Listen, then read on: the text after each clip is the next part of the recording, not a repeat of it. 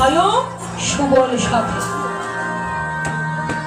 সেই সুবল সভাকে জড়িয়ে ধরে সুবল মনে করে আজ গৌরী দাসকে গৌরহরি জড়াইয়ে ধরেছে। ওরে সুবল, ওরে সুবল,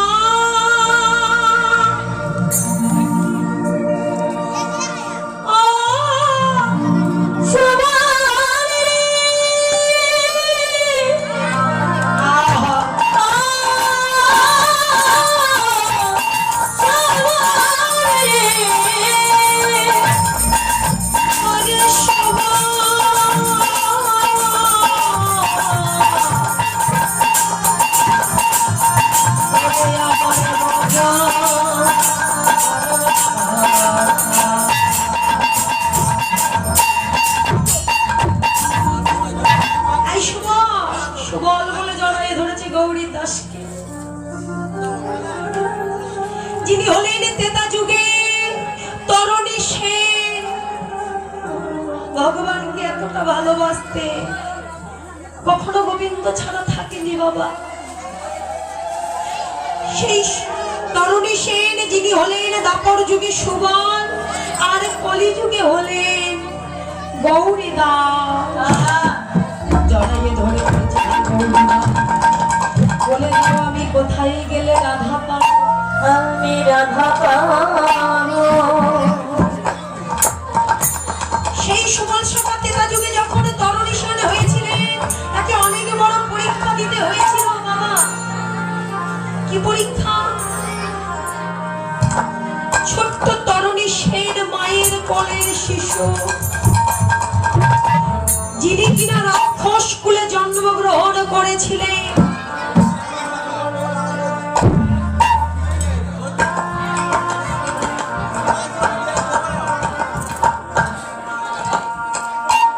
ভগবান শ্রী রামচন্দ্রের সঙ্গে যখন রাবণের বাবা যুদ্ধ চলে, ওই রাবণের বংশে এক এক করে সমস্ত যারা বড় বড় যোদ্ধা ছিল সবাই তারা চলে গেলেন।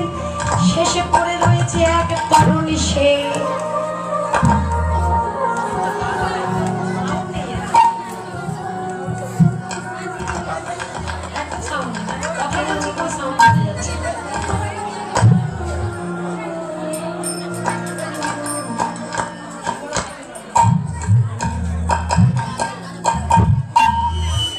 কি করলে?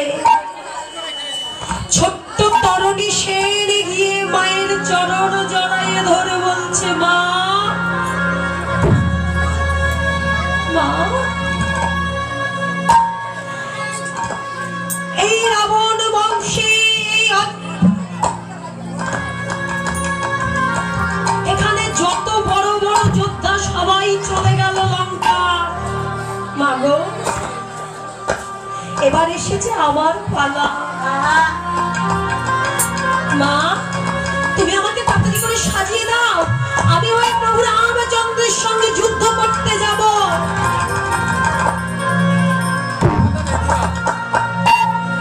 মা বলছি, কি বলছিস তরণী? তুই আমার 7 নস 5 নস, একটা মাত্র আমার বুকের ধন।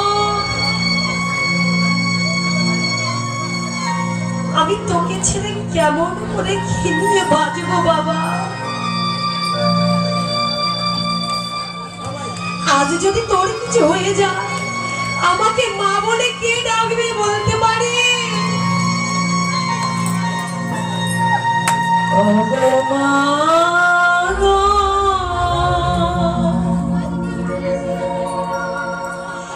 ও গো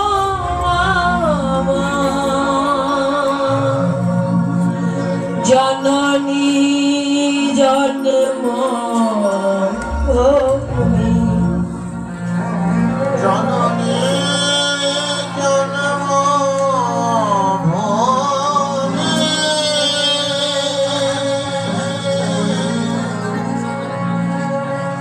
মা, তুমি আমাকে যোদ্ধার সাথে সাজিয়ে দাও মা। মা বলছে, ওরে আজ যদি তুই ওই যুদ্ধে যাস, তুই তো আর ফিরবি না বাবা। তোকে তো রামচন্দ্রের হাতে মৃত্যুবরণ করতে হবে। কিন্তু এই অভাগিনী মাকে কে মা বলে ডাকবে বলতে পারে? মা, তুমি যে আমাকে জন্ম দিয়েছো, আমি যে রাক্ষস কুলে জন্ম নিয়েছি, আমি রাক্ষস কুলে জন্ম নিয়ে আমি যদি রামচন্দ্রের হাতে মৃত্যুবরণ করি, এর চেয়ে বড় সৌভাগ্য আমার জীবনে আর কিছু হবে না। বিদায়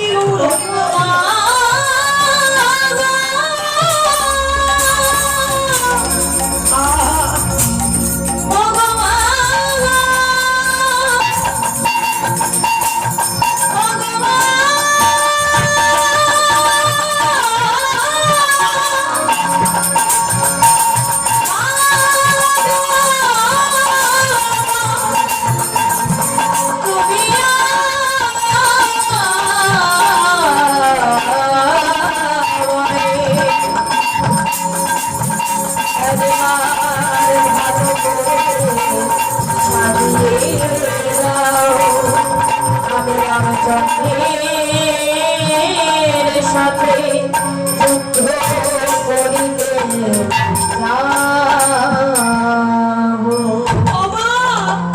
আমাকে তুমি সাজিয়ে দাও মা, আমি যে আর দেরি সহ্য করতে পারছি না, আমি যে স্বয়ং ভগবানের কাছে যাব, আমাকে সাজিয়ে দাও।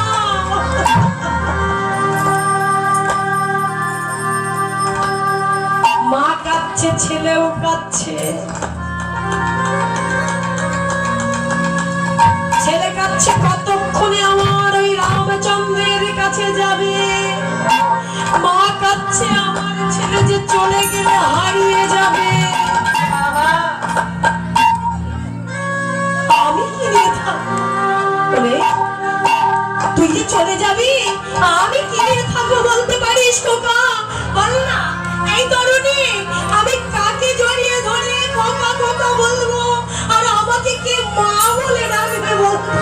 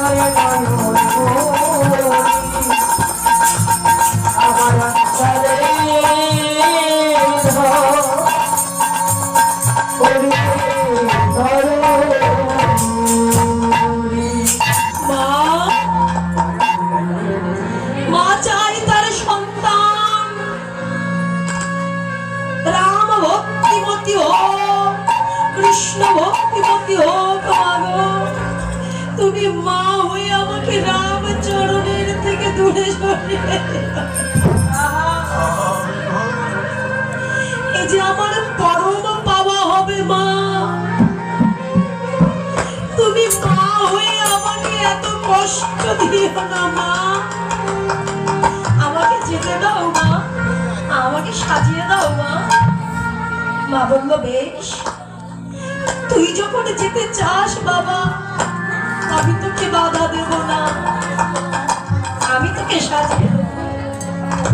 কিন্তু কেমন করে সাজাবো বাবা? কেন মা? ও মা, তুমি আমাকে কেমন করে সাজাবে জানো? আমার যুদ্ধের বেশটা আজকে কেমন হবে জানো মা? সর্বঙ্গে লিখে রাম রাম আমার সর্বঙ্গে লিখে দিও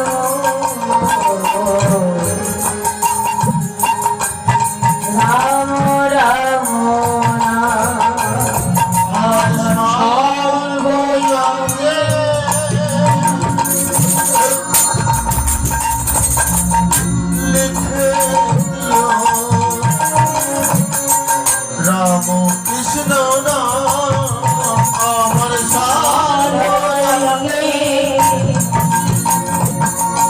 অগণিতে দিও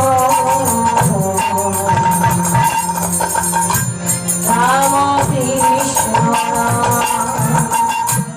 রাম কৃষ্ণ রাম কৃষ্ণ লিখে দিও না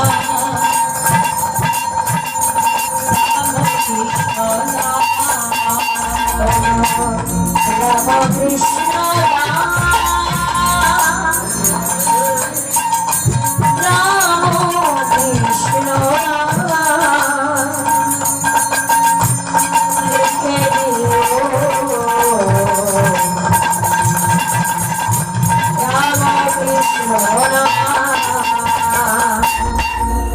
মা আমার সর্বাঙ্গে তুমি রাম রাম রাম রাম নাম লিখে দেবে আমার প্রভু রামচন্দ্র আমায় দেখে চিনতে পারবে আমি যে আর কেউ নয় আমি যে তার চরণের দাস হতে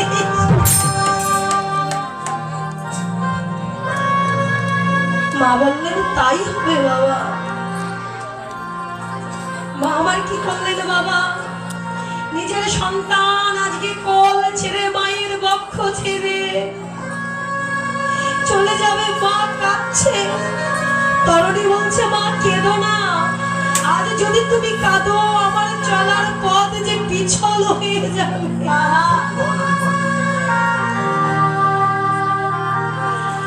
আমি যে আমার প্রভুর কাছে পৌঁছাতে পারবো না মা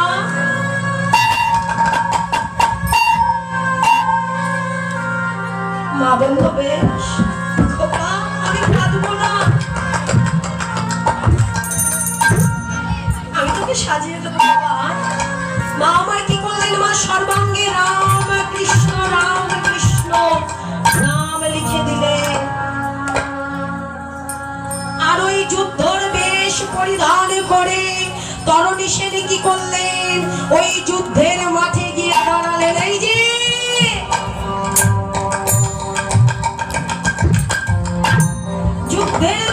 মাঠে গিয়ে যখন দাঁড়ালেন রামচন্দ্র দেখছি আমি এটা কে ওই লঙ্কা হচ্ছে রাক্ষস বংশ ওই লঙ্কাতে আমি জানি আমার ভক্ত একমাত্র বিভীষণ কিন্তু এ কে যার সর্বাঙ্গে রাম রাম লেখা আছে কে যা কে তুমি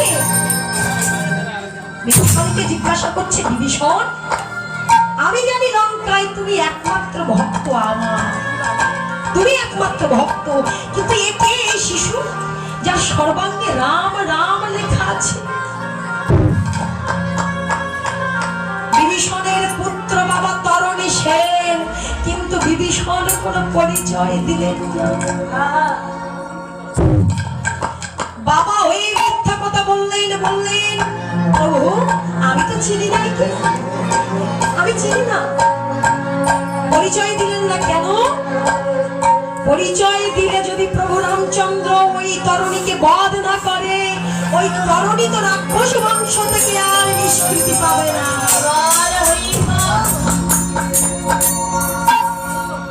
আমি জানি না তো প্রভু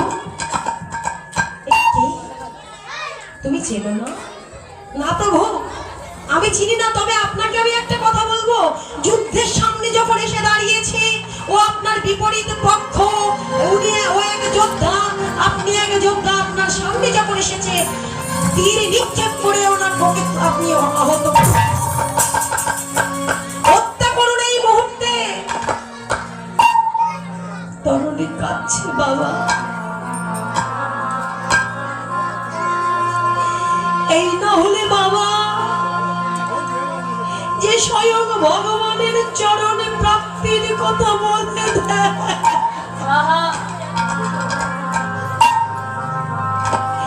অদূরে দাঁড়িয়ে তরুণী সেন কাঁদছে আর একদিকে দাঁড়িয়ে বিভীষণ বুক ফেটে যাচ্ছে কিন্তু কিছু বলতে পারছে না বাবা গো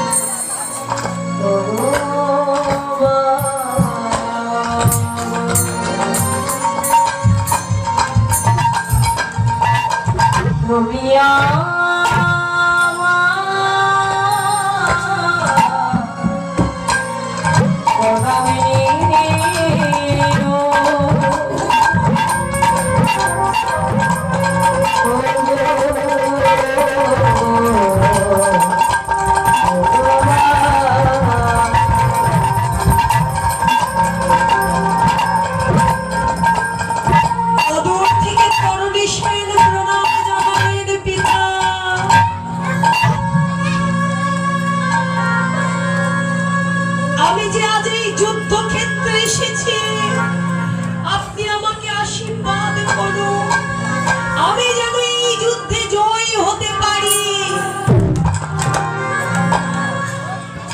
বিভীষণ বলছে, প্রভু দেরি নয়, প্রভু দেরি করবেন না, শীঘ্র করে আপনার ওই শত্রুকে আপনি এক্ষুনি হত্যা করুন, এক্ষুনি মারুন। তরণী সেনী কি করেছে মা? প্রভু রামচন্দ্র বাণ চালানোর আগেই তরণী সেন বাণ চালালেন, আর ওই বাণ ফুলের মালা হয়ে গিয়ে আমার প্রভু রামচন্দ্রের চোখে পড়েছে।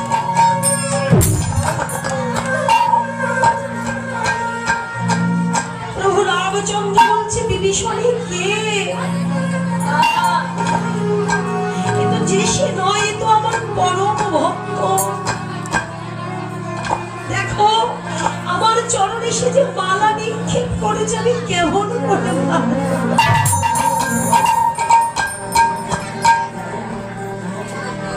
কেমন করে তাকে হত্যা করবো? এই যে পরম ভক্ত। বিভীষণ বলছে, দেরি করবেন না প্রভু, ওই যে ফুলের মালা দিয়েছি, এরপর আপনার উপর কিন্তু এক্ষুনি বাণ নিক্ষেপ করবে, আপনি দেরি না করে শীঘ্র করে বাণ নিক্ষেপ করুন। রামচন্দ্র আমার বাণটি নিক্ষেপ করলেন। যেই তীরটা নিক্ষেপ করলো, তরণী সেনের বক্ষ ছেদ করে তরণী সেন নিজের বিভীষণ গিয়ে ছুটে গিয়ে ওই তরণীকে কোলে তুলল। তরণী, ওগো তরণী,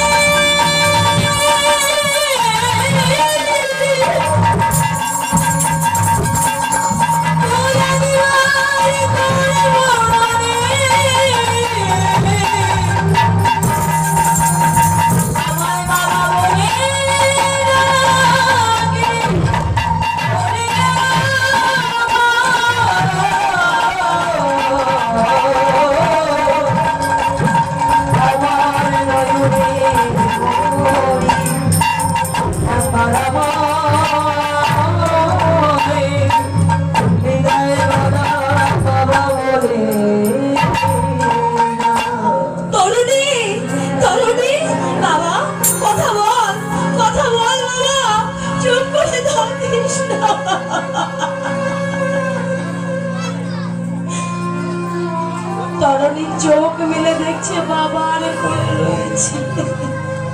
রামচন্দ্র বলছে, কি বিভীষণ, তোমার পুত্র, তুমি আমাকে একবারও জানালে না। বিভীষণ বলছে, প্রভু আজ যদি আমি বলতাম তরণী আমার পুত্র, আপনি আমার পুত্রকে হত্যাও করতেন না, আর আমার পুত্র এই রাক্ষস বংশ থেকে উদ্ধার হতো না প্রভু, তাই তো আমি পরিচয় দিইনি। তাই গৌর হরি বল।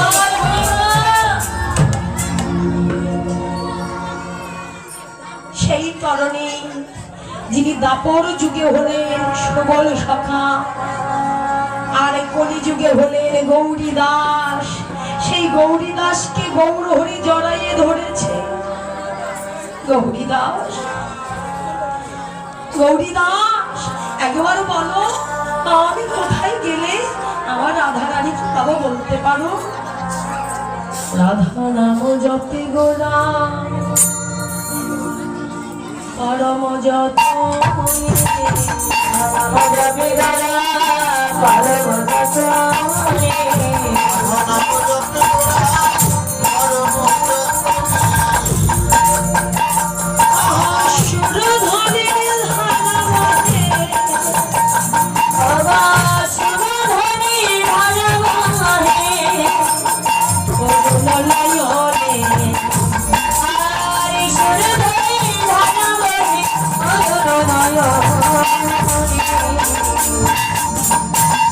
আমার গৌরাঙ্গ কাঁদিছে, আজ গৌরাঙ্গ কাঁদিছে।